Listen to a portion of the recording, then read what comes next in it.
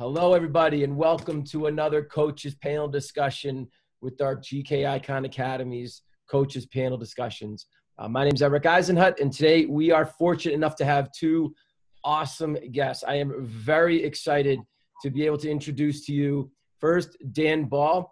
Dan's an up-and-coming goalkeeper coach here in the United States. He is with currently the Iowa State women's soccer team as not only an assistant coach, but also their goalkeepers coach.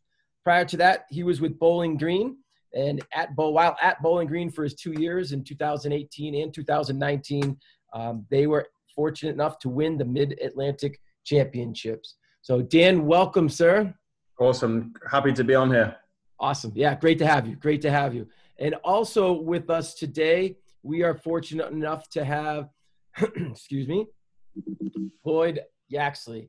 Lloyd is the goalkeeper coach in the NWSL with the Orlando City Pride. He's the goalkeeper coach there and has been in that position since 2017. He is training the likes of Ashlyn and Aubrey Bledsoe currently. Prior to that, he was with the Washington Spirit, where not only did he coach Ashlyn Harris, he was also coaching Stephanie Labbe, who was a Canadian goalkeeper who won the bronze medal in the 2016 Rio Olympics.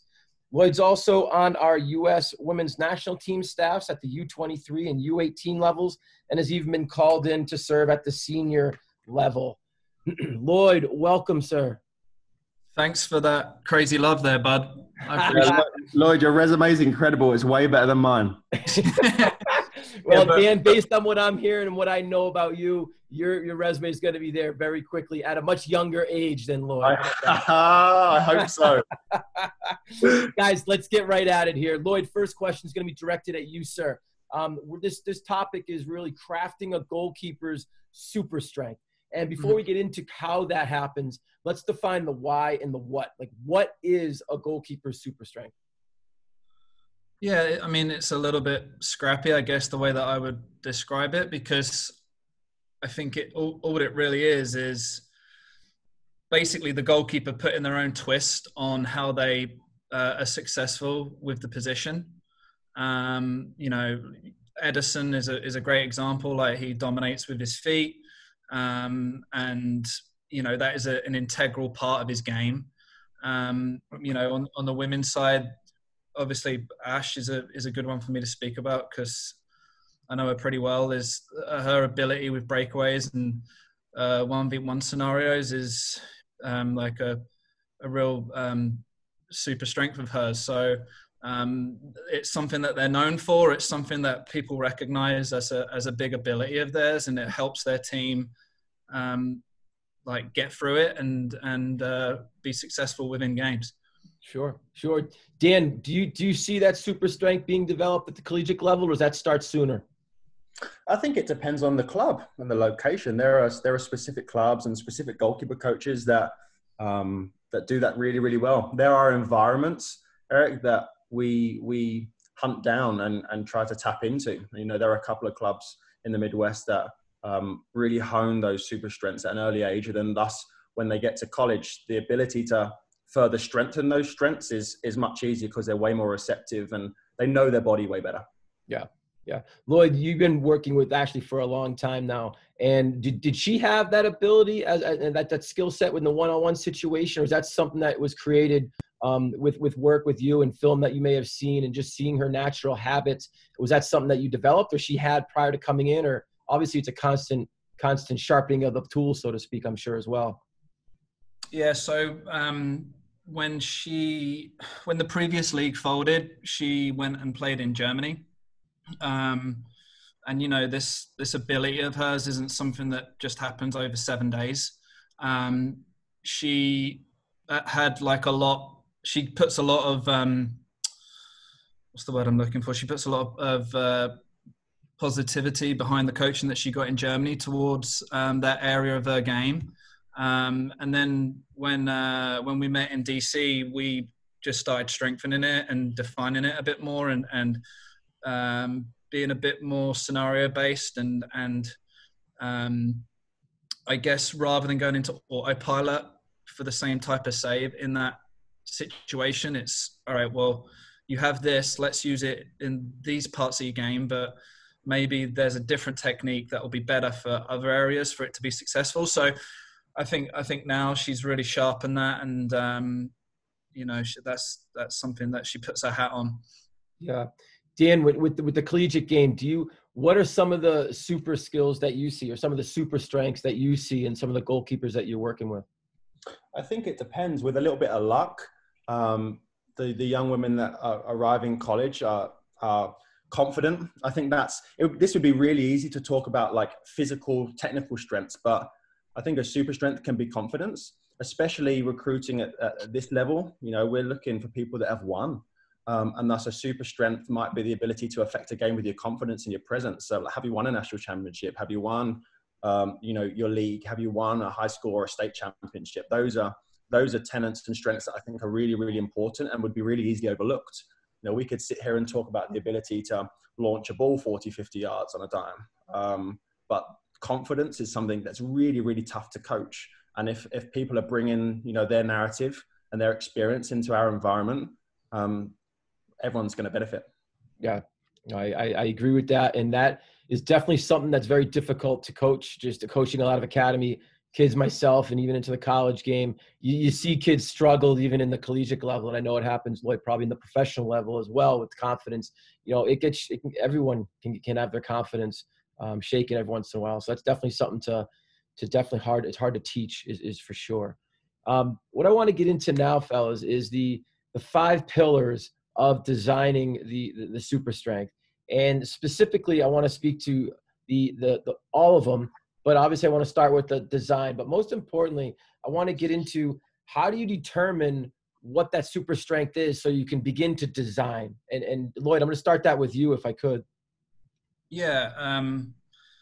I mean, I guess the first stage of the design, I think it's really important that the goalkeepers look deep inside and they figure out, like, how do they want to, you know, be known for. Like, there's no point in, like, the best comparison that I always use with the women's game is, I think people will look at, like, Neuer and Oblak and goalkeepers like that, and they try and play like them. But the reality is a 5'9", 5'10" goalkeeper, like, might have to rewind a little bit there and maybe look at a smaller goalkeeper like a Matty Ryan or like even a Casillas when he was playing, because their style can probably be connected a little more just to how they move and how they play the position. Like an Oblak or a Neuer may have a higher starting position, for instance, because of the attributes that they have. So I think it's really trying to find a role model that they can look to and say, well, they have things that I can bring to my game. Dan, do you see a lot of, like, at the academy level where I work, a lot of goalkeepers don't watch soccer, and I have to almost talk them into watching games. And when I speak to the high level top 5 goalies in the world, they get them, but then after that they lose. Did you see that too? And if so, do you educate in regards to, like, if you're looking for that person that you want to identify with and you have the same attributes as, do you find yourself introducing yourself to, or those goalkeepers to those of the professionals? And do you watch a lot of game film with the pro level to show in more detail how they're utilizing those super strengths? Yeah, I think when I think of super strengths, I think of it being a really individual process. Right? Like, everyone's super strengths are relevant to them. And I think the educational process is one that's not too dissimilar. So there have been goalkeepers that I've coached in the last 5 years that put a lot of stock in watching the professional game and use that as a model through which to build their own. And there have been people that didn't learn that way. And I try and nudge people in that direction. Something that we do here at Iowa State is we on our team's calendar we call it Soccer on TV, and let the women on our team know when their game's on, as a way to kind of alleviate the excuse that is, I didn't know there was a game on. So they get a notification. And thus, hopefully, one of my goalkeepers will come to me and say, hey, did you see what this goalkeeper did?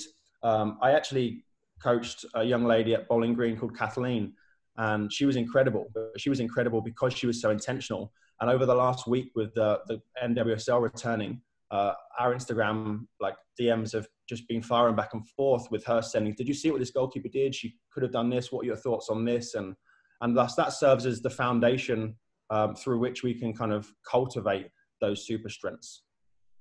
Nice. Well, once you start getting that comparison, so to speak, as Lloyd was saying, comparing to someone who already has those developed, to start watching and learning from, what's the design phase look like, Lloyd? Well, I think that's part of training, right? I think it's okay. Well, if you want to have that style about your game, then you need to be able to do X, Y, Z.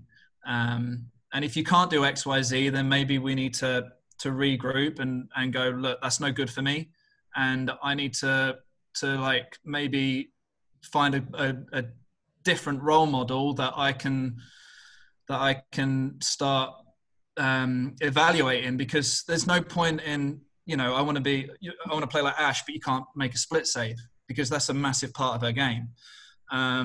So I think it is important that when it comes to that part of training and defining and refining the super strength, it is understanding, all right, well, if this is going to be a super strength, then you got to execute every time, and your decision needs to be right every time, because you're essentially saying this is going to win us games. So making sure that execution is always there, and just repetition, I think, is the biggest word that I would use. It's almost like you're introducing the next pillar, which is that support structure, the training environment, so to speak. Dan, do you have written plans, like how you're going to work with your goalkeepers over an academic year in regards to their development? No, it's actually something that's come as a result of the last few months, during COVID, is what does a plan look like? And for me, the college environment, I think any professional sports environment actually is too dynamic. It would be really easy to sit down, and it's an easy way to fill time to sit down and put together a curriculum. But there are so many external factors that would contribute and affect what we want to do that it doesn't make sense. So I often leave it to the goalkeepers. I'm like, well, you fill me in and let me know what's been going on in your day, so that if things are happening, I can adjust our sessions to best serve you and prepare you in fall for the weekend and in the spring for the fall. Lloyd, do you work with your goalkeepers on a development plan at the professional level? Yeah, so it's actually something that I just introduced this year. I did a few Zoom calls on it. We just put in place an IDP where the goalkeepers rank themselves in certain categories, and then they have certain areas of their game that they want to improve. And then with that, we filter in video clips of sessions, and then when it comes to those extra sessions, rather than me going, hey, what do you want to do today? I just go, right, we're going to work on your IDP plan. So there's no wasted time. There's no, oh, well, I'm just not really feeling my top hand saves at the moment. Well, you're normally excellent at them, so maybe you're just in a funky place at the moment. So let's really focus on what you have said is a weakness in your game. And again, another part of that might be, well, this is a strength of mine and it's just not right at the moment. Why is it not right? So has it come to this? Like, where do we go? Like, and go from there in building back that confidence with that super strength. After that structure has been kind of set, and you have the IDP as well as the technical training sessions involved. When it gets to the added layers, what does that mean? What's with the added layer when it comes to someone's individual development plan, specifically towards their super strength? I think let's take crossing, for example. Like if you come in and dominating crosses is going to be a super strength of yours, well, that might entail a whole host of things. That might be all right. Well, you're great at catching nice floated balls central, but are you able to move deep and collect balls? Or how are your punches? Like, can you punch under pressure? Can you claim under pressure? Because I think another part of it is, if you're working with youth goalkeepers and you're working with a 16-year-old kid and you're saying, all right, this is a strength of yours, but how does that look when you go to Dan and you're playing in D1 and you're playing in a really competitive conference? Like, those crosses aren't going to be like what you're seeing now. And then when they make the jump up to us in the NWSL, like you got Rapinoe and Tobin Heath and Kalia Ohai and Lynn Williams crossing balls, like that's a whole nother picture. So it's like, yeah, this is a strength of yours, but how far do you want it to take you? Because I think sometimes, especially kids, they get wrapped up in how they look in their environment. And you almost have to bring them down to reality and say, well, how far do you want to go? Because there's a kid in California that is like 10 times better than what you are right now. There's a kid in France that is 10 times better than you right now. So how far do you want it to go? And that really depends on the individual. Like some individuals' goals might be, I want to go play at college. And that might be D3, that might be JUCO, like whatever, like that might be their goal. So shaping that strength to be able to fit into how far up the ladder they want to go. Right. Dan, I know I've run into this struggle at the collegiate game when I have a team and my goalkeepers are a group of 4 or 5, because in season it is hard to develop and to get better because the time is so limited and the games are twice a week, right? So you're really focusing on preserving the body, at least with your number 1 and number 2. What off season, or when we're in our spring season, that's when we really focus on our development. Do you work on that in a group setting? Is that more one-on-one because those strengths are so individualized? What's your strategy at Ohio State with your girls? Yeah, that's interesting. No, you're okay. That's interesting. Because I prefer to have a bigger group. Yeah, me too, actually. You know, having 4 or 5 goalkeepers, and then I throw myself in the mix. And then we have a goalkeeper-specific student manager here. Is incredible, because now we can start to create pictures that is really difficult to replicate. I think that's a shift that has taken place in my philosophy the last year or so, is how can I replicate the game in a way that is going to force you to like challenge yourself mentally. And thus, I actually don't make a distinction between fall and spring with regards to development. Otherwise, we're like halving the time that we have together. You noted that typically goalkeeper coaches don't have a bunch of time. And that's something that my boss is actually really good at. When I got to Bowling Green, we spoke about it. And after the first week, we realized that if we really wanted to affect change, it was going to take a little bit of time, both, over the span of a couple of years, but I needed time every day. And thus there isn't a day in season or in the spring season that I don't have 40, 45 minutes.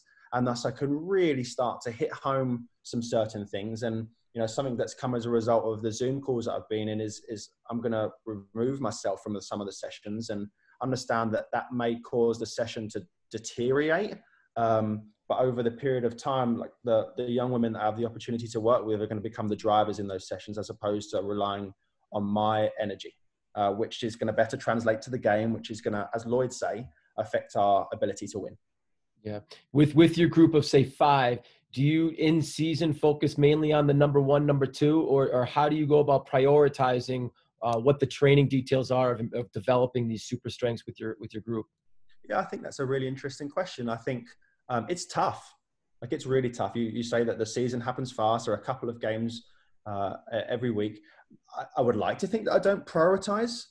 There is that physical element, that periodization element, where one person's got to be prepped and ready to go. But the demands on the goalkeeper have been studied so well now that we can really start to build that in. And there are times that, the person who's been playing is probably going to step out a little bit earlier, or I'm going to make the decision to pull them out for fear of injury. But no, we're all going to get better. And the 5 of them, more importantly, like, are going to challenge me too. When you've got people, this is really common in college. You've got different age ranges, but you've got different abilities. And if I'm working specifically to one person, that person's going to get a lot better, and it's going to drag the other 4 along. But I've got a lot better in the last year or so of really figuring out how I can tend to the needs of the other 3 or 4, so that they don't feel like they're being dragged along. And Lloyd spoke about an IDP, PDP, whatever you want to call it. That's something that we'll do this for, so that when the women reach out to me and say, "Hey, can we get out and do an individual session?" they have ownership of what they are doing, and then hopefully over their career here, they'll see those terms in the IDP. They'll transition out, be like, "Okay, well, we've got good at that now. We're going to slide something else in here," and it'll be able to tell a little bit of a story. No, I like that a lot. The and as we move forward, it kind of gets into, you were just talking, Dan, you're getting more and more detailed, which is actually perfect segue into our next pillar, which is applying details. Lloyd, how much do you rely on film, of not only of games, but in training to really analyze the details? Yeah, I mean, I would say that's where the majority of my coaching is done. I think with the goalkeepers that I work with, I have a 2-time World Cup winner, I have an Olympic bronze medalist, a 35-year-old, a 37-year-old, and then a rookie straight out of college. So there's no point in me calling out. What I've learned is that the older goalkeepers, it's better me getting the film, sitting down with them and saying, this is where that technique is failing you.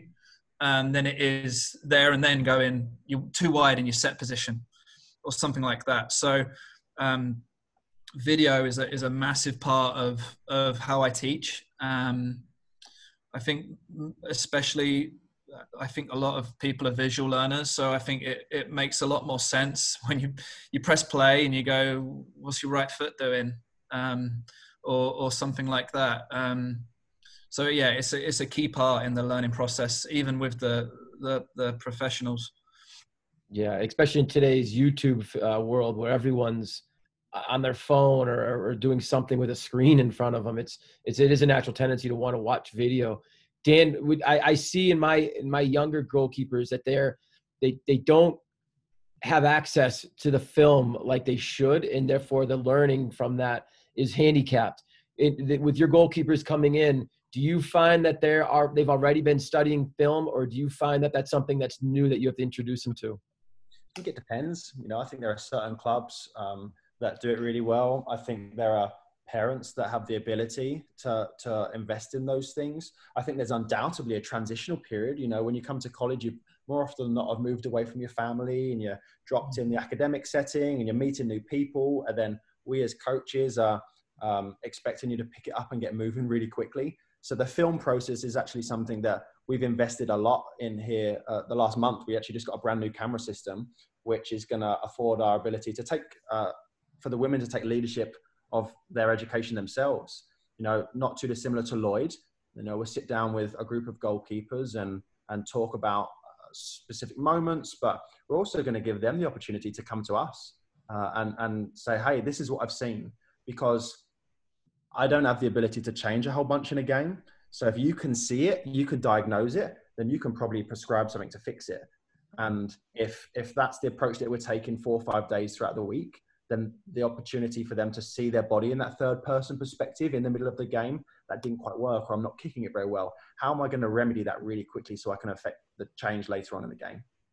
Funny, because a lot of the times I'll be introducing kids I'll do a lot of filming on my phone and watching them train and then play it back. And, hey, blah, blah, blah, blah, blah, needs to be blah, blah, blah, blah, blah. Oh, I'm doing that. Let's watch that real quickly. Let's do a quick, and then all of a sudden it's like eye-opening to them. So I do think that third person that you just mentioned, I use that all the time. Like if you were in the third person right now and you're watching yourself from outside, what would it look like? And I think sometimes there's a misconception as to what they're actually doing, and seeing it on film immediately is a big reward, I found. And it really helps them change what they're doing. A word that I've used a lot recently, Eric, is discovery. And it's great word. I love it. If we have, and we do, fortunately, we have the resources to be able to provide the technology, which is going to lend the women the opportunity to discover it themselves, because they've been told so much throughout their career. Often, the goalkeeper coach or the coach is giving them the answer. So can we provide a space in which they can discover? And that probably is going to mean that for a period of time, they don't discover. But then you'll have that nugget where one of them will come with you and say, I don't know if you realize, but my top shoulder is opening up and it's affecting the way that my hip it goes and my arm's coming up in the air. And suddenly it's that light bulb moment where now, because they discovered it themselves, they're constantly seeking to improve and affect those minute parts of the game, which ultimately tally into big changes. Yeah, I well said. Well said. And then let's get the final phase, that carving the texture. Lloyd, define that for me. What does that exactly mean? Yeah, I would just put it as like seeing your rewards. So you pull up game film and you say, look, this is something that you want to dominate at. Like here's you dominating. Here's you coming and collecting across. Here's you playing out from the back, and we create a goal scoring opportunity at the other end. I think that would be it. But along with that, there's constant refinement, and the game is constantly changing, and there's new philosophies that come out all the time, and sometimes you gotta open their eyes to some of those scenarios that might make what they're already very good at even better. So I think that's, you go from, the decision on how you want to look to applying it to training and adapting it within training. And then you go into game scenarios, and then you go to reviewing the game scenarios. So I think that's how I would kind of put my finger on that. It's, look, this is where you're winning us games right now. Let's keep doing that, but just make sure that so-and-so is fresh in your mind when you're coming to execute that technique. Mm-hmm. Dan, do you see a lot of that in the collegiate game? Yeah, I think that Lloyd mentioned a moment. I think it's a moment that we all live for as coaches, is that like that boom selection moment, that moment where it's like, that was sweet like chocolate. And it's, I think they are the moments that we, that kind of start the process again, right? Because this is not a process that starts here, finishes here, and then we're done. It's can they see the fruits of their labor? And if they can see the fruits of their labor, then great, we have buy-in. And now we can start the process and really start to affect change. And I think that's where the college environment for me is one that I really enjoy, because I have the opportunity not only to recruit really good young women, but work with them in the recruitment process. And then when they get here to college, affect change over 4 years. And hopefully when they leave, not that I've been anywhere for 4 years yet, but hopefully when they leave, they can see the process, both as them as a goalkeeper, as a young woman, and go out to affect change in the world. I love it. Because I use, when you said change the world or changes in the world, I use life lessons a lot. Yep. And I feel like a lot of the things that we're talking about even now can be utilized in a business sense, in a relationship with any. I think there's so many life lessons to what this super strength process is all about. I get real excited when I talk about this stuff. And that's one of the reasons why I love coaching at the academy level and even up through college, because you're going to see a 10-year-old train all the way up till they're 22, 23. And that progress, I'm getting goosebumps, that progress that you see and the reward you see, and they see it too. I think seeing them see it, and that light bulb goes off, Lloyd, like you mentioned, it's just such a rewarding experience for me. Like, that's what I enjoy to do. That's what why I love coaching. And seeing someone succeed as a result of, me being that tutor or that support system and developing these super strengths, to me is brilliant. And I want to say first, thank you for you guys. This is fantastic. Thank you for your help here. Eric, just one thing that I think we haven't mentioned. Yes. Is, where they're moving too fast in that super strength, and it's not having the effect that they want within games. So, for instance, like they might say, I want to dominate from crosses. Well, now they're coming in trying to collect every cross. Yep. So I think it is having those honest conversations with them so that things don't fly by and that things don't just go straight over their head. That you say, well, look, right, you've got to make better decisions within this strength of yours, because otherwise it now has an adverse effect. So I think that's something that we haven't really touched on, is that, yeah, this might be something that you're very good at, but it needs to be part of your toolkit rather than your only tool. To that point, I think, sorry, Eric, no, I think this is a really interesting moment, is that it's actually, for me, the tough times that really like kind of spur this process on. And so it's not this positive line. It's, there's going to be valleys and troughs in which people plateau. And our job as a goalkeeper coach is to say, I'm going to get through this. And kind of hopefully the young women and people that we work with can see that they're going to get through this too, because as you say, especially in the college system, I hope to be able to send a goalkeeper to Lloyd in the coming years, but they're going to, move on into the world. And if when times get tough, when change is taking place, they can't look and say, I'm going to get through this, then what are we doing? And Dan sends them to me, and I make an absolute mess of them. In 21 seconds. It's like, what is he doing? I'll edit that part out, boys. Don't worry about it. But no, I think we have around 7 minutes left, guys, just to keep the clock in the back of our mind. With that part, though, Lloyd, how often do you find yourself taking someone's who they believe it's their strength, they're looking to push it to that next level? How often do you see it as a deteriorating factor in their game where it's resulting in losing games? Yeah, I think it's when they try to apply it to every scenario. Like let's say you're modeling yourself on Hugo Lloris, and you want to drop into your goal line and you want to make reaction saves. Well, what if the scenario means that you need to be aggressive and come off your line?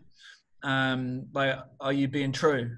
You know, it's if you're not, then you need to adapt. And I think it's understanding when to apply that strength and when to utilize it. And sometimes you have to bound for the reload and do a different scenario. Yeah, no, it's and those are tough conversations to have. I know I've had that in the past, and those can be because people don't want to admit, they don't want to admit disappointment, they don't want to admit failure. But at the same time, those are great learning moments, and I say that all the time. Like, failure is not a bad thing. Failure is an opportunity to start over with experience. I'm stealing a quote here, but that to me is like, we can start over with understanding what went wrong. Now we can change it and work to another level with those understandings. Yeah. All right, guys, we have around 6 minutes left. I'm going to conclude with the last slide. I'm going to give you time to reflect not only on this slide, but, put a few minutes to kind of summarize today's conversation too, if you could. Dan, I'm going to start with you, and I'm going to change over to this slide as I'm doing it. But as I'm transitioning, I want to ask you the question, why do we put an emphasis on the super strength? I think it's going to be on this slide because I may or may not have helped Lloyd create this presentation. Not the graphics part, but it's confidence, right? Confidence and winning games. Winning games is important wherever you are. It's obviously a defining factor at the level that Lloyd operates. But I'm going to say that the confidence part is that, I see in college that if people are really happy on the field, then more often than not, their GPA increases. And if their GPA increases, then it affects their social life. And if it affects their social life, it comes back round to the field. And the confidence part is really, really important for me, because when you work with young women that are happy and enthused about what's taking place in their life, then they're winners, right? And that's what we look for in the recruitment process is, are you a winner? And hopefully they are. And hopefully by the time they've spent some time with us and we've spent time with them in the collegiate process, then they are winners that can go on to win way more than games. They're confident young people that can, I've used this phrase a lot in the last few minutes, but affect change. Yeah, well said. Very mature for a young man, Dan. Well said, sir. I appreciate that, sir. Yes. Lloyd, I'll ask you the same question. Why are you putting an emphasis on super strengths? Well, I mean, for me, the wins games is the big one. But I do think that, for their teammates and for that coach, I mean, you look at Guardiola, what he did with Joe Hart, and when all that happened, everyone's kind of looking at it going, why has he done that? He's just won the Premier League. And he brought in a goalkeeper that fit the style that he wanted. So I think, especially in the collegiate game, like, there's coaches out there that will recruit goalkeepers because they have a certain style about them, a certain way that they do things. So I think that's big, and that's the college game, that's the pro game, that's every levels of the game. So that's why I think it's imperative that those of us that work with youth goalkeepers that they look into that side of things and like, for me as a goalkeeper in the professional league, when I'm scouting to draft players or invite people into our training camp, like, most of the goalkeepers can make a save. Most of the goalkeepers have decent handling, but it's the other parts of their game that I'm looking for. Like, what high-end quality do they have that I can bring into my environment with other high-end goalkeepers? because I don't want average. I mean, that sounds really brutal and cutthroat, but, you know, I don't know how many D1 programs there are. I don't know, a few hundred. On top of that, D2, D3 JUCO. And I've got international goalkeepers. I've got to really find the best out there, which isn't easy at times. So yeah, that's why I think it's really imperative. It helps you stand out. It helps you say, I am really frigging good at this, and this is what I want to be known for.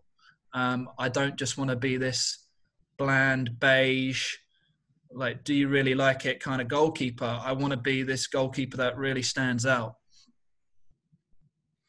That's awesome, man. That's well said. And especially I get questioned all the time from younger goalkeepers, you know, what does it take to get to that next level? And you know, I always say game experience, because you need to apply your training. At the same time, I always talk to them about, you know, how are you going to distinguish yourself if there's a coach on the sideline? And it's so important. And that's why I also tell goalkeepers, like, take your warm up seriously. I don't know of a goalkeeper coach that's not recruiting that doesn't go watch their goalkeepers warm up, because they're going to get their 100 to 200 hits, and they're going to check out their technique. And those who go through a week warm up, the coach might not even stick around to watch your game. And I hate saying that, but that's just like the reality of recruiting at the Division I level. Dan's nodding his head, but it's the truth, right? And I think, you know, you need to be able to tell honestly what that goalkeeper needs at that time of their development. And you were talking, Lloyd, at the pro level. Danny, you and I were really referring to the D1 level, and I was bringing some academy understanding into it. At the same time, the messages that we all delivered were very, very similar. Go ahead, Lloyd. At the end of the day, it's the same sport. It's just different weight of expectations and different levels. But I mean, at the end of the day, we're all trying to achieve the same goal by keeping the ball out the net. Yeah. So, you know, I think sometimes we overcomplicate it, and you know, you look at the different levels on the ladder, and it's not really that more complicated. It's just about being more efficient and keeping your standards high. Agreed. Dan, thank you, sir. I really appreciate your time today. Thank you. You're welcome. Lloyd, as always, thank you, man. Nice to see you. Thanks, mate. You're welcome, guys. And everyone else, please tune into our next episode. Appreciate your time today. Thank you very much.